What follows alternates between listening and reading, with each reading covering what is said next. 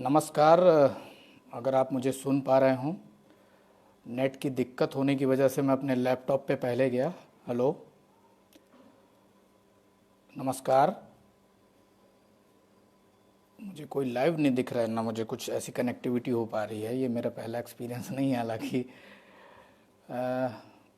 कुछ अगर मैं दिख रहा हूँ तो प्लीज़ कुछ थैंक यू आदर जी।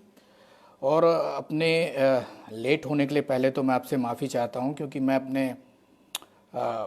जहाँ पे मुझे लाइव करना था वहाँ इंटरनेट कनेक्टिविटी की थोड़ी दिक्कत हुई। पहले थोड़ा लैपटॉप में प्रॉब्लम आई। मैं अपनी मोबाइल से आपके सामने हूँ, और आप जितने भी मुझे देख रहे हैं, सुन रहे हैं या आगे सुनेंगे, उन सभी को मेरा नमस्कार।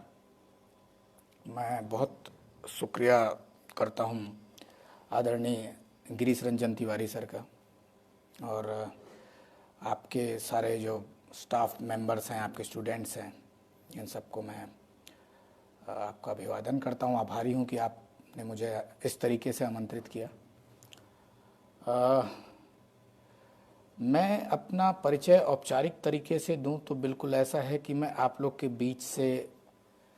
बीच का ही आदमी हूं, जिसने जर्नलिज़्म को कैरियर कम पैशन ज़्यादा माना। और जब हम जर्नलिज़्म की बात करते हैं तो इसमें एक बड़े बारीक शब्द आता है कि ये बड़ा कहा जाए, जर्नलिज़्म अपने आप में आपको बड़ा ग्लोरीफाई महसूस कराता है जब आप इसमें एंट्री की बात करते हैं या सोचते हैं कि मुझे इसके अंदर जाना है। आप सोचते हैं कि ये बहुत कुछ है इसमें, और बहुत कुछ नहीं भी है, क्योंकि आजकल निगेटिव बातें भी होती हैं। तो जब आप इसमें, जब अपने क्लासरूम में होते हैं आप, तो आपके दिमाग में ये बात जाती होगी कभी कभार कि आगे क्या। ये लाइफ का, अब यंगस्टर्स की लाइफ का सबसे बड़ा एक चैलेंज होता है, व्हाट नेक्स्ट। जर्नलिज्म भी आजकल व्हाट नेक्स्ट पे आधारित है।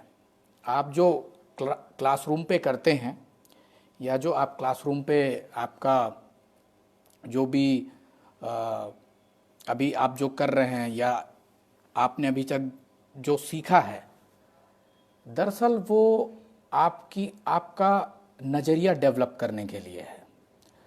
मैं इस पे बिल्कुल, मुझे इस बात का क्षोभ भी है, और थोड़ा बहुत ये कह सकता हूँ कि इस बात का मुझे वो है कि मुझे भी जर्नलिज़्म की पढ़ाई करनी थी। मैंने जर्नलिज़्म की पढ़ाई की नहीं है। मैं 19 साल की उम्र में एक नामी गिरामी बड़े अखबार में, नेशनल अखबार में ज्वाइन किया था मैंने एज अ ट्रेनी पत्रकार, और वही मेरे लिए ट्रेनिंग थी, वही मेरी पढ़ाई थी, जहाँ मैं अपने सामने उन लोगों को देखा करता था जिन लोगों को मैंने पेपर में, जिनकी बायलाइन पढ़ी थी, ये सुना था कि ये बड़े आदमी हैं। मतलब ऐसा नहीं है कि अखबार के लोग टीवी वालों की तरह फेमस नहीं होते, अखबार के लोग भी फेमस होते हैं। तो मैं जब उनके नाम पढ़ता था, उन लोग के साथ जब काम किया, तो आप समझिए कि मैं असल में एक स्कूल में था, अखबार में कम था। और अखबार में होना ही अपने आप में एक मेरे लिए एक ऐसा अनुभव था कि मैं एक ऐसी जगह में हूँ कि जो आज छप रहा है वो कल मेरे घर आएगा। मेरे जैसे 19 साल के बच्चे के लिए ये बड़ी बात थी। हाल दो कि मैं सिर्फ 4 घंटे के लिए जाता था अखबार में और सीखता था कि कैसे लिखते हैं। डेस्क से शुरुआत की थी मैंने। जो मेरा विषय है, वो विषय जो मुझे दिया गया था कि फील्ड और क्लासरूम। तो मैं आपको क्लासरूम को, मेरे लिए क्लासरूम का मतलब ये है कि मैंने अखबार को एक क्लासरूम माना था, जैसे मैं आपको बता चुका हूँ। तो मैं आपको क्लासरूम की चीज़ें कितनी सिखा सकता हूँ। मैं मतलब आपकी तरह स्टूडेंट हूँ अगर क्लासरूम की तरफ से देखूँ तो, कि मैं वहाँ खड़ा हूँ अगर, तो आप ये मानिए कि आपने वो बड़ा पुराना सा फार्मूला जो न्यूज का होता है वो ज़रूर सुना होगा, 5W1H वाला। ये बड़ा अच्छा फार्मूला है। इस पर 5W तो आप यूज़ करते हैं, और एच आपका जो रहता है वो पूरी न्यूज़ को बेस देता है, और इससे इंट्रो बनता है। लेकिन अब मीडिया बदल रहा है। अब मीडिया में इतना टाइम नहीं है किसी के पास कि आपको बहुत ज़्यादा पढ़े। रिपोर्टाज जो कभी हुआ करते थे, जब हम लिखते थे, हमारे बड़े बड़े रिपोर्टर्स लिखते थे कि यहाँ से लौट कर, वहाँ से लौट कर, और वो पूरी एक हाफ पेज की कवरेज होती थी। वो अब जो वो कवरेज है वो उसके लिए स्पेस नहीं है कहीं भी, और स्पेस केवल अखबार में नहीं है, आपके माइंड में भी इतने स्पेस नहीं कि आप लंबी लंबी रिपोर्ट्स पढ़ें। तो आजकल अखबार की दुनिया में सबसे इम्पोर्टेंट चीज़ है इंटरेस्ट। तो 5W1H के साथ आप एक आई भी जोड़ दीजिए, इंटरेस्ट। अगर आप इस प्रोफेशन में आगे बढ़ना चाहते हैं तो पहले तो खुद का इंटरेस्ट जगाइए कि आप में खुद में कितना इंटरेस्ट है इस फील्ड में, आप क्यों आए हैं। ये आपको खुद से रोज सवाल करना चाहिए, आपका मकसद क्या है, आप आए क्यों हैं। क्लासरूम में जब भी आप बैठते हैं तो आपका इंटरेस्ट उस क्लासरूम में भी इसी प्रकार का होना चाहिए कि मैं यहाँ क्यों हूँ। क्योंकि ये जो आप पढ़ाई कर रहे हैं ये अभी भी भारत में लोकप्रिय या इस तरीके का विषय नहीं है जिस पे आप किसी को बताएं और वो तालियां बजाने लगे। वो आपसे पूछेगा कि ये जो आप कह रहे हैं ये क्या है। जैसे आप एमजे या बीजे बोलते हैं तो वो आपसे पूछता है भैया ये क्या है। तो वो जो क्या है वो आपको खुद से भी सवाल करना चाहिए कि आप क्यों, क्योंकि ये एक रूटीन की पढ़ाई नहीं है कि आपने एक डिग्री ले ली। आप बहुत भाग्यशाली हैं कि आपको पत्रकारिता पढ़ने मिल रही है।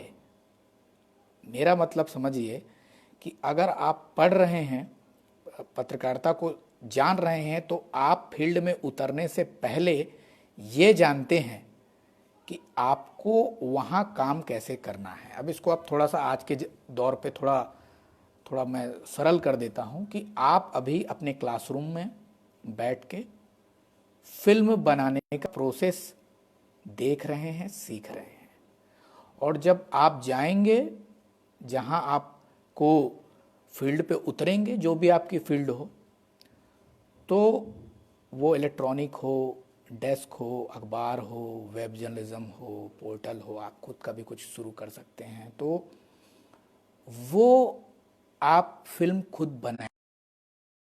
सर डायरेक्टर और कभी कभी एक्टर आप खुद होंगे। याद रखिएगा कि इन सब चीज़ों के बीच में जो सबसे महत्वपूर्ण चीज़ है वो स्क्रिप्ट है। मैंने एक चीज़ गौर की है स्क्रिप्ट पे, आप इस शब्द को ध्यान दीजिएगा कि जैसे मैंने पहले इंटरेस्ट शब्द बताया था कि इंटरेस्ट आपका होना चाहिए, वैसे ही इंटरेस्ट स्क्रिप्ट अर्थात न्यूज में होनी चाहिए। अगर आप बहुत इंटरेस्टिंग तरीके से लिखते हैं तो न केवल वो उसी इंटरेस्ट से पढ़ा जाता है, और यदि वो वीडियो के रूप में यानी न्यूज चैनल में अगर दिखाया जाता है तो वो भी उतने ही इंटरेस्ट से सुना जाएगा। मतलब आज की न्यूज इंटरेस्ट पे आधारित है। तो 5W1H प्लस आई, वो आई आपका है। हर किसी के पास एक आई है। आप किस तरीके से प्रेजेंट करते हैं न्यूज को, वो बहुत महत्वपूर्ण है। आपकी सफलता भी इसी पे निर्भर करती है। ये लाइन एक्स्ट्रा ऑर्डिनरी एफर्ट मांगती है। आप बहुत ऑर्डिनरी तरीके से इस लाइन में आगे नहीं बढ़ सकते, क्योंकि न्यूज जिस तरीके से 24 घंटे बदलती है ये लाइन भी उतनी ही बदल रही है। तो आप ये आई याद रखिएगा, और मुझे नहीं पता मैं आई कितने बार और बोलने वाला हूं। आप आई को इस तरीके से यूज कीजिएगा कि इस आई से आप और क्या क्या कर सकते हैं। तो आपने अभी तक ये समझा कि आपको न्यूज का जो पूरा मसाला है वो अपने दिमाग से हटाइए। ये सोचिए कि आप यहाँ अपने इंस्टीट्यूट में, अपने कॉलेज में, अपनी यूनिवर्सिटी में, अपने दायरे में और अपने उस दायरे से बाहर के इमेजिनेशन में भी आप सीख रहे हैं कि फिल्म कैसे बनाते हैं। फिल्म की तरीके से देखिए न्यूज को, इस दुनिया को। तो आप जब आगे बढ़ेंगे तो आप ये सोचिए कि आज जो आप कर रहे हैं वो आज से, हम जब कैरियर बना रहे थे तो हमारे दिमाग में ये बात हुआ करती थी कि आज से 5 साल बाद हम कहाँ खड़े होंगे, क्या बनेंगे। सब एडिटर रहेंगे, चीफ सब एडिटर रहेंगे, सिटी चीफ हो जाएंगे, अच्छे बड़े रिपोर्टर हो जाएंगे, पॉलिटिकल एडिटर हो जाएंगे, न्यूज़ एडिटर हो जाएंगे, क्या हो जाएंगे। लेकिन अब आपको देखना होगा कि मीडिया कहाँ स्टैंड करेगा आज से 5 साल बाद, आज से 10 साल बाद, और आप उस मीडिया जहाँ पे खड़ा होगा वहाँ आपकी जगह कहाँ होगी। ये बहुत बहुत इम्पॉर्टेंट चीज़ है। थैंक यू तिवारी सर, बहुत शुक्रिया आपका। आपको मेरी आवाज़ सुनाई दे रही है, अच्छा लगा जान के। सॉरी मैं थोड़ा लेट आया सर, थोड़ी दिक्कत चल रही थी। तो खैर मैं जहाँ पे बढ़ रहा था वो ये था कि जब आप मीडिया से जुड़ते हैं तो हमेशा ये सोचिए कि आज से 5 साल बाद, 10 साल बाद मीडिया कहाँ खड़ा होगा।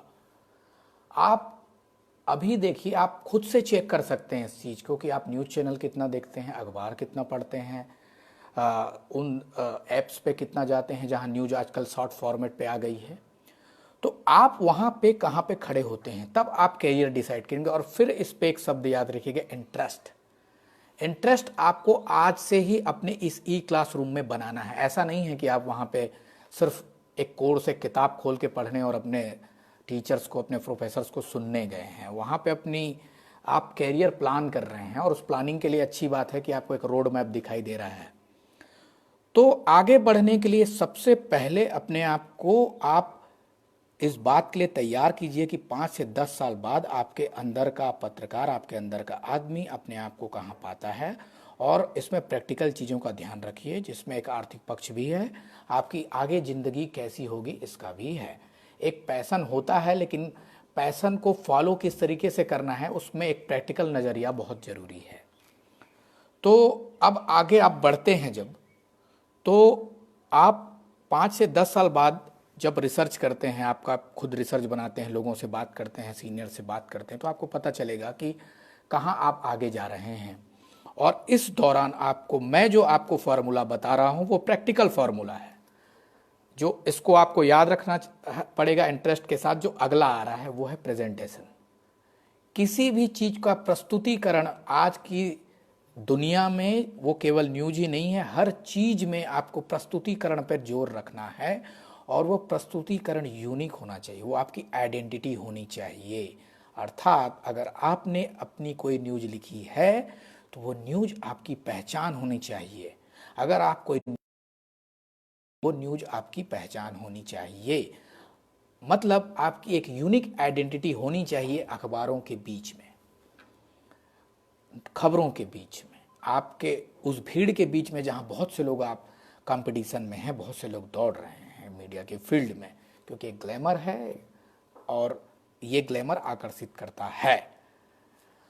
आगे आप बढ़ेंगे तो प्रेजेंटेशन को आप अपने तरीके से तैयार करिए, अपना यूनिक फार्मूला बनाइए। ये फार्मूला अपने प्रोफेसर से डिस्कस कीजिए, जो सीनियर से उनसे डिस्कस कीजिए, और कोशिश कीजिए कि आपके बड़े पत्रकार के साथ, पत्रकार इतने ज़्यादा कॉम्प्लिकेटेड नहीं होता है जितना दिखाई देते हैं। आप चाहें तो उनसे संपर्क बना सकते हैं, मिल सकते हैं, उनसे पूछिए कि क्या चल रहा है और आगे क्या होगा।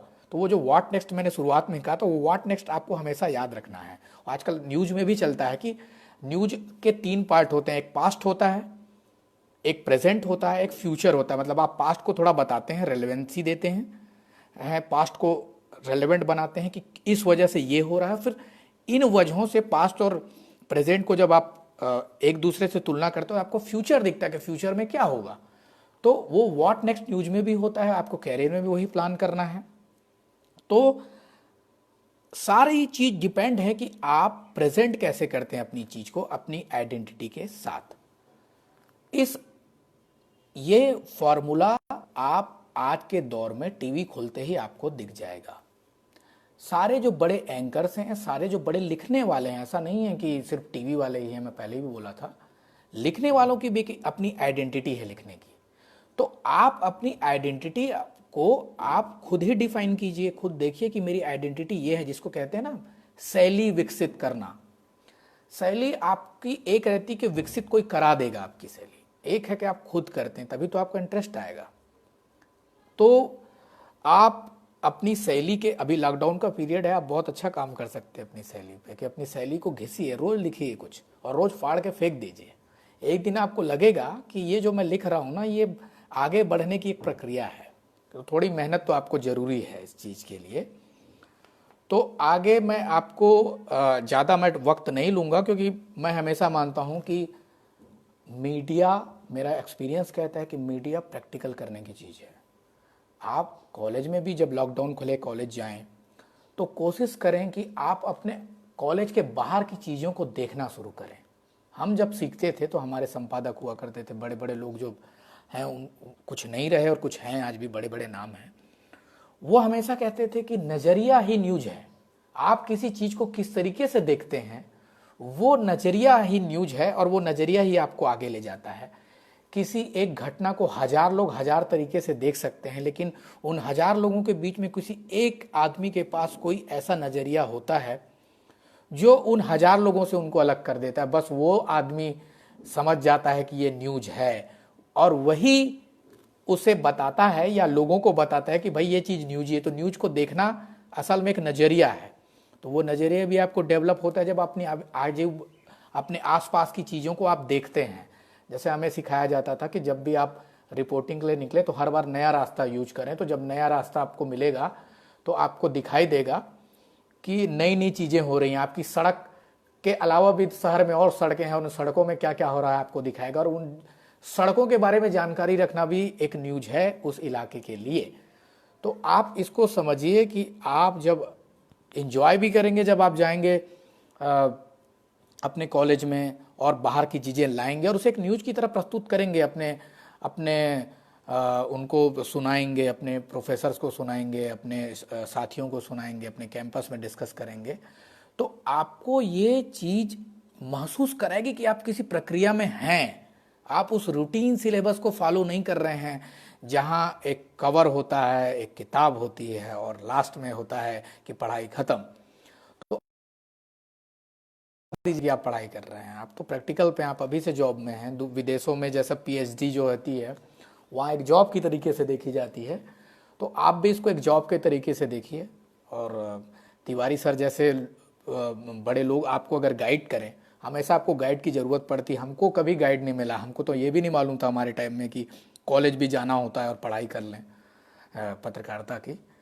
तो आप जब आगे बढ़ेंगे, आप जब आगे देखेंगे, तो आपका नज़रिया जब विकसित हो जाएगा तो आप तैयार होंगे कि आपको क्या करना है। और आपको मैं बता रहा हूँ, न्यूज आगे चल के आप, जैसे आज नेटफ्लिक्स, अमेजन प्राइम और तमाम ऐसे ऐप्स का दौर है, तो न्यूज भी आगे चल के ऐसे ही बदलने वाली। हो सकता है उत्तराखंड में हर शहर का खुद का एक न्यूज ऐप हो और वो न्यूज ऐप आप चलाते हो।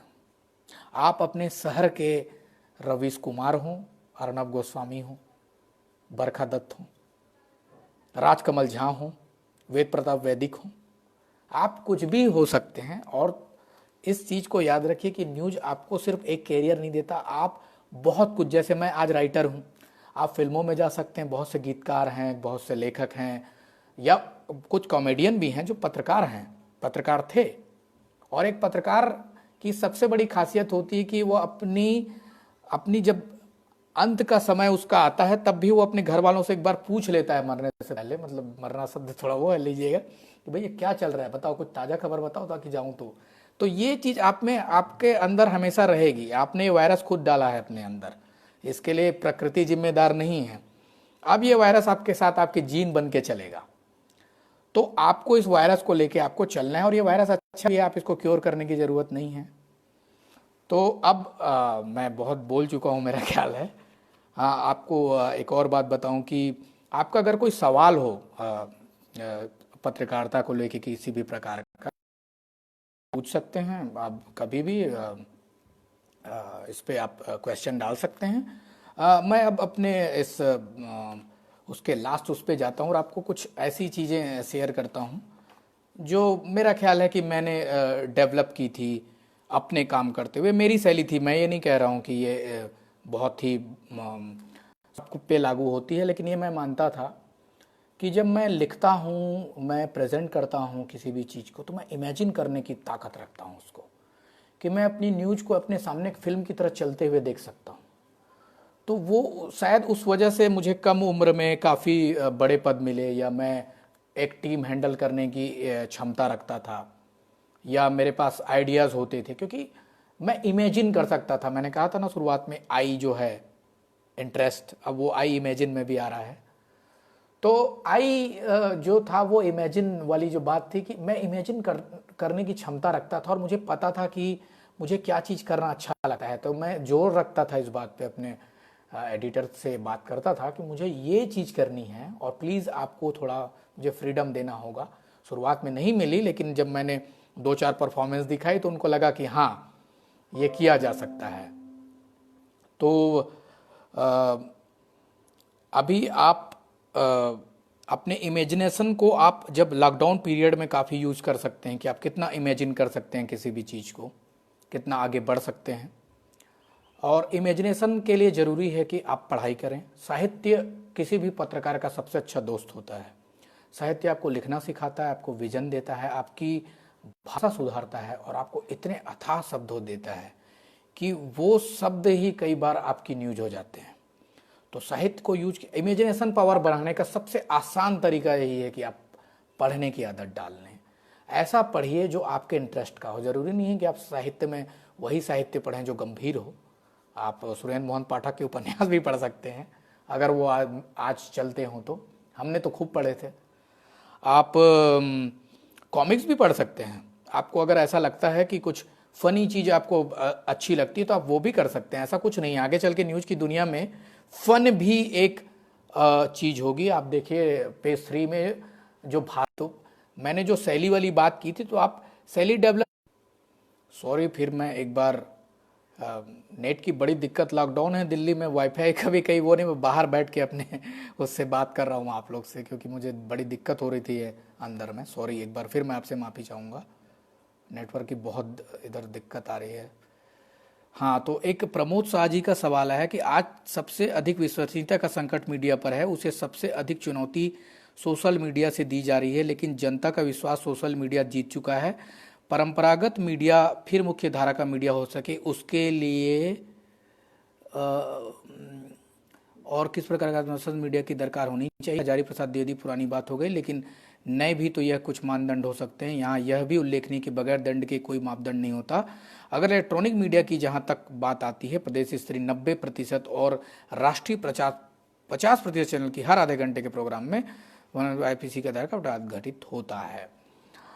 आपका सवाल ही आपका जवाब है कि आप जानना क्या चाहते हैं, वो आप इंटरेस्ट वाली बात है। जो पब्लिक देखना चाहेगी, भाई आप मार्केट में वही चीज़ लेके आएंगे जो पब्लिक खरीदेगी वाली बात है। तो न्यूज़ भी आप प्रोडक्ट है, आप प्रोडक्ट के रूप में ही देखते हैं जब इसको। लेकिन विश्वसनीयता की बात जहाँ तक है, तो वो विश्वसनीयता ये आप पे डिपेंड करती है, आपकी मानसिकता पर डिपेंड करती है कि आप विश्वसनीयता को कहाँ पे ला के देखते हैं। जैसे कुछ लोगों को शायद रिपब्लिक अच्छा लगता होगा, कुछ को NDTV अच्छा लगता होगा। विश्वसनीयता पे बहुत बातें होती हैं कि मार्केट से संचालित है, बिजनेस से संचालित है, लेकिन मैं बेसिक्स पे आता हूँ पत्रकारिता के। अगर आप बेसिक्स फॉलो करेंगे तो विश्वसनीयता, मुझे नहीं लगता कि आप विश्वसनीयता से परे जा पाएंगे। विश्वसनीयता तो देखिए आज के दौर में, जब सोशल मीडिया, आप खुद कह रहे हैं सोशल मीडिया पावरफुल है, तो सोशल मीडिया ने तो हर किसी आदमी के पास, जिसके पास एक स्मार्ट मोबाइल और एक नेट कनेक्शन है, जो मेरा पुअर है, तो वो आदमी पत्रकार है। हर आदमी पत्रकार है। अब इस दौर में, मैंने वो जो 1000 वाली बात बोली थी, इस दौर में आप कहाँ खड़े हैं, ये बड़ी बात है। आप देखिए कि ऐसा नहीं है कि पत्रकारिता में विश्वसनीयता खत्म हो चुकी है। अगर आप इस चीज़ पे जाएंगे, आप दूध का दूध और पानी का पानी करने जाएंगे किसी भी उस पर, तो कहीं भी आप विश्वसनीयता पे सवाल तो हर जगह है। आप तो न्यायपालिका पे भी सवाल कर सकते हैं। जैसे बहुत कम लोग जानते हैं कि आपने मीडिया को चौथा स्तंभ बनाया है। ऐसा कहीं लिखित नहीं है कि चौथा स्तंभ है प्रजातंत्र का मीडिया। तो वही बात है कि विश्वसनीयता तो आप पे है ना, काम करने वाले लोग हैं, आदमी ही काम कर रहा है मीडिया में। तो आप किस तरीके से देखते हैं मीडिया को, ये ऐसा नहीं कि पहले विश्वसनीयता का संकट नहीं था, पहले भी था, लेकिन पहले सवाल करने वाले नहीं थे, अखबार कम थे। उद्दंड मार्तंड के जमाने से लेके धर्मयुग और आगे जो चीज़ें बढ़ती गई, तो आप इसको देखिए कि विश्वसनीयता कहीं तो होगी जिसकी वजह से लोग पढ़ते हैं चीज़ों को, और ये अपने पाठकों पे छोड़ सकते हैं। आप जज नहीं कर सकते कि वो आपको किस तरीके से देखता है। आपको काम परोसना है चीज़ों को, तो आप परोस दीजिए। जज करने का काम अपने पढ़ने वाले पे छोड़ दीजिए। अर्नब गोस्वामी और रवीश कुमार जैसे लोगों ने अगर अपनी एक लोकप्रियता, अपनी एक अलग पहचान बनाई है, तो उनको पता है कि कुछ लोग हैं इस दुनिया में जो उन पे यकीन करते हैं, और कुछ नहीं, बहुत से लोग हैं। और कुछ ऐसे चैनल्स भी हैं, कुछ ऐसे वो भी हैं जो दावा करते हैं कि बहुत हैं, लेकिन उनके पास कुछ ऐसी चीज़ नहीं है। तो आपको इस बात का तो बहुत ध्यान रखना पड़ेगा कि लोग आपको किस वजह से देखें। या किस वजह से पढ़ें, या किस वजह से आप उनके लिए एक प्रोडक्ट हैं? अच्छा सवाल था आपका, और आपकी भाषा भी अच्छी मुझे लगी कि हजारी प्रसाद यदि पुरानी, देखिए ये बात पे थोड़ा सा आप याद रखिएगा कि हमेशा हम अपने पुराने से ही सीखते हैं। आप कभी डिनाई नहीं कर सकते पुरानी चीज़ों को, वो चीज़ें लौट के आएंगी। जैसे पैरेलल पैंट, वो बेल बॉटम पैंट लौट के आए थे, फैशन हमेशा लौटता है, वैसी आप कभी भी पुरानी चीज़ों को आ, आ, दरकिनार नहीं कर सकते, क्योंकि पत्रकारिता का जो बेस है वो वही रहेगा। मुझे नहीं लगता कि आप कपड़े बदल सकते हो, आदमी वही रहेगा वाली बात है। तो पुरानी चीज़ों को तो बिल्कुल बिल्कुल पढ़िए, क्योंकि कई बार आप जब आप रिपोर्टिंग पे होते हैं, फील्ड पे होते हैं, मैं फिर फील्ड पे आ रहा हूँ, तो आप जब बड़े लोगों के साथ बैठते हैं ना, तो आपको थोड़ा सा चेक भी करते हैं आपसे सवाल जवाब करके कि आप उनसे सवाल करने लायक हैं भी कि नहीं हैं। कई बार हम बड़े कॉन्फिडेंस में जाके किसी के सामने बैठ जाते हैं और कहते हैं कि भाई आप बताइए, मैं आपसे सवाल करने इंटरव्यू लेना। वो अगर बहुत सिद्धस्त आदमी, बहुत जानकार आदमी, आपसे कहेगा आपके सवाल दीजिए मुझे लिख के। आप ऐसे ही रैंडम से कुछ नहीं पूछ सकते मुझसे। मेरे साथ ये घटना हो चुकी, बड़े साहित्यकार के साथ का इंटरव्यू लेने मैं गया था जब, तो उन्होंने मुझसे कहा कि आप सवाल लिख के दीजिए, मुझे आपकी भाषा पर और आपके प्रेजेंटेशन, आपके लेखन पे यकीन नहीं है। ये उन्होंने मुझसे कहा था कि आप सवाल लिख के दे दीजिए, मैं आपको दे देता हूँ। तो ये होता है कि आपको चेक किया जाता है फील्ड पे भी। जब आप किसी आईएएस के सामने होंगे, किसी बड़े नेता के सामने हो, किसी बुद्धिजीवी के सामने होंगे, वो आपसे आपको चेक करते हैं। और फील्ड में विनम्रता आपको आपका ज्ञान ही देगा। अगर आप ज्ञानी हैं, जानते हैं, अच्छी बातें हैं, तो आप विनम्रता पूर्वक ही बात करेंगे। और इसलिए आप उन चीज़ों को फॉलो कीजिए जो पुराने लोगों ने फॉलो की थी। नया तो आप खुद कर लेंगे, लेकिन पुरानी चीज़ें पता होंगी, आपको नींव पता होगी, तभी आप नई इमारत गढ़ पाएंगे। और अच्छा, आप पुलिस से हैं, सॉरी। मुझे लगा था कि सॉरी, ठीक है, पुलिस पे भी बात लागू होती है कि अ, अगर अपराध की खबरें ज़्यादा दिखाई दे, तो लोगों को जानना होता है कि क्या घट रहा है, मोहल्ले में किसको चाकू पड़ा है, शहर में किसको कौन गिर गया है, किसके साथ क्या हुआ है, जानना। क्राइम को आप कभी भी न्यूज से हटा नहीं सकते हो। सबसे ज़्यादा तो लोग यही जानना चाहते हैं कि मेरे आसपास क्या घट रहा है। तो मेरा ख्याल है मैंने आपका उत्तर दे दिया, और आपके सवाल के बहाने मैंने पत्रकारिता के छात्रों को जो कुछ भी मुझे जानकारी है मेरे अल्प ज्ञान में, वो मैंने बता दी है। मैं, और कोई सवाल है तो आप कर सकते हैं। तो आ, मैं एक और आपको वो एक वो दिशा दे सकता हूँ। कई बात है कि आप इसमें चेक कर सकते हैं कि आप कहाँ जा सकते हैं, कि वेब पत्रकारिता जो है वो नए नए रूप धरेगी। आप आज अपने उससे समझ गए होंगे कि पत्रकारिता बहुत बदलने वाली है, बहुत कम जगह होगी आगे चल के पत्रकारिता की टेबल पे। अच्छा, प्रमोद शाह जी उत्तराखंड पुलिस में सीओ हैं, बढ़िया बात है। प्रमोद शाह जी, आप लॉकडाउन के टाइम में आप बहुत काम भी कर रहे होंगे, और आपको आपके इससे उसके लिए योगदान के लिए नमन है, क्योंकि ये इस कठिन दौर में पुलिस जो है वो बिल्कुल अभिभावक की भूमिका में है जनता की। आपका बहुत शुक्रिया कि आप इस पे हैं। और मैं आता हूँ कि वेब जर्नलिज्म जो है, वेब जर्नलिज्म आपको बहुत आगे की दुनिया दिखाता है। जैसे आप देखिएगा कि दूसरे जो, आप हमेशा विदेशी मीडिया पे भी नज़र रखें जो आगे चल के आपके पास लौट के आता है। आपको समझ आएगा कि विदेशों में क्या चल रहा है। तो मोबाइल पत्रकारिता जिसको हम कहते हैं वो आ रही है। कुछ बड़े चैनल्स हैं वो आजकल मोबाइल से ही शूट करते हैं। तो आप इस चीज़ को देखिए कि वेब जर्नलिज्म में आप कितना इनोवेशन कर सकते हैं। आपका फार्मूला क्या पता, आपका फार्मूला किसी को पसंद आ जाए। आप लॉकडाउन टाइम का, आप अपने अंदर एक वैज्ञानिक भी ले आइए, और आप तलाशिए अपने घर को लैब समझ के कि वेब जर्नलिज्म में और क्या नया किया जा सकता है। जैसे आज अगर हर आदमी एक पत्रकार है, तो वेब जर्नलिज्म जो है वो कहाँ तक आगे जाएगा। जैसे प्रमोद शाह जी आए थे, आज पुलिस भी अपने वीडियो बना बना के डाल रही है और बता रही है देखो भाई ऐसे रहो वैसे। वो भी तो एक पत्रकारिता है, वो भी एक न्यूज़ है। जैसे हम कहते थे कि तो वो भी न्यूज़ होते हैं, आपको इसके जरिए पता चलता है कि मार्केट में नया क्या आ रहा है। अगर कोई वॉशिंग पाउडर आ रहा है, कोई नहाने का साबुन आ रहा है, कोई तेल आ रहा है, कोई सस्ती चीज़ आ रही, कहीं सेल लगी है, वो भी एक न्यूज़ होती है। तो उसी तरीके से आपको ये देखना है कि आर्थिक पक्ष याद रखिएगा कि आपकी ज़िंदगी अच्छे से चले, आपका इनोवेशन जो है वो काम का हो, तो वो आपको वेब जर्नलिज्म में इसकी संभावनाएं तलाशनी चाहिए। एंटरप्रेन्योरशिप की ओर देखिए आप कहाँ तक आगे बढ़ सकते हैं। मीडिया आपको आपको बहुत बहुत नए दरवाजे देगा। ऐसा नहीं है कि ये सिकुड़ रहा है, ये और फैल रहा है, वेब की तरह ही ये फैल रहा है। तो निराश, कई लोग आप निराश भी कर देते हैं कि अरे कुछ नहीं रखा है, इससे अच्छा तो तुमको बाबूगिरी कर लेनी थी, कुछ टीचर ही बन जाते किसी छोटे से स्कूल में, ज़्यादा सेटल हो रहते। तो ऐसा नहीं है। अगर आपका इंटरेस्ट है तो फिर तो आप पहाड़ में भी जाके लैपटॉप चला के एक न्यूज़ बना सकते हो कि देखो सूरज डूबा।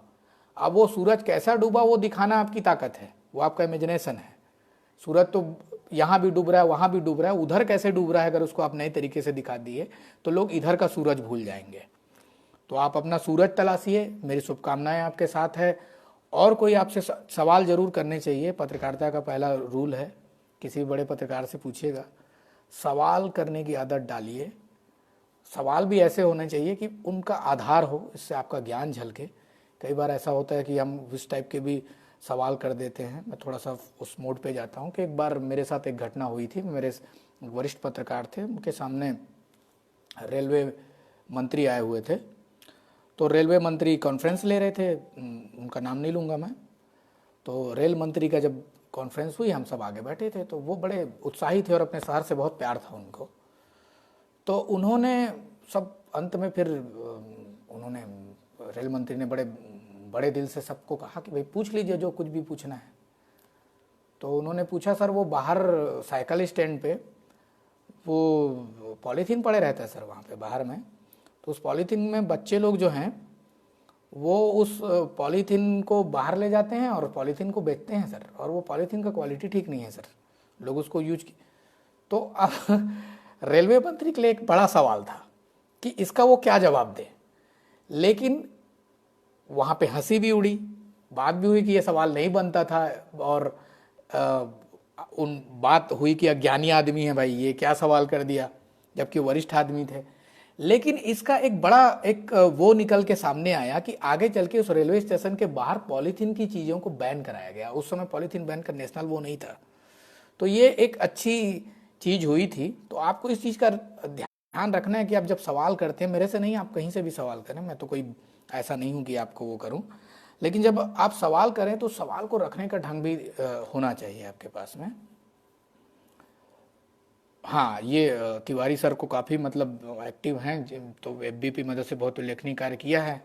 ये आप लोग भी कर सकते हैं, पत्रकारिता के जितने स्टूडेंट हैं आप सब सोशल मीडिया पे होंगे। तो अभी आप जो कुछ भी अपने आसपास देख रहे हैं, जो कुछ अच्छा देख रहे हैं, अभी नेगेटिव मत देखिए, तो वो भी आप पोस्ट कर सकते हैं न्यूज़ की तरीके से। तो आप सबको आपने इतने देर मुझे सुना, बहुत आपको आभारी हूँ मैं आप लोगों का। और हमेशा याद रखिए कि आपको आगे बढ़ने के लिए अपना रास्ता खुद तैयार करना होगा। तैयार करने का मतलब ये है कि आपका वो रास्ता, आज की दुनिया ऐसी है कि आपका रास्ता, इसके पहले उस रास्ते पे कोई न चला हो, इस तरीके का अगर रास्ता आप तैयार कर सकते हैं तो बहुत बढ़िया है, वो है आपके लिए। और आप इसी चीज़ को याद रखिए कि जिस तरीके से हर चीज़ न्यूज में नहीं हो, जो नई चीज़ है वही न्यूज है, उसी तरीके से आपको नई नई चीज़ें प्रस्तुत करनी है। तभी आपका इंटरेस्ट बने रहेगा, तभी आपकी इमेजिनेशन स्ट्रांग होगी और तभी आप आगे बढ़ेंगे। तो 5W1H के साथ एक आई भी याद रखिएगा। शुक्रिया आप लोगों का, बहुत बहुत शुक्रिया, आप लोगों ने मुझे सुना और आभारी हूँ मैं आप लोगों का। आप कभी कोई सवाल हो तो, कभी ऐसे कोई कनेक्टिविटी, आजकल हम कोई एक दूसरे से दूर नहीं हैं, तो आप मुझसे सवाल कर सकते हैं, शायद मैं आपको कोई अच्छा गाइडेंस दे सकूं। बहुत शुक्रिया।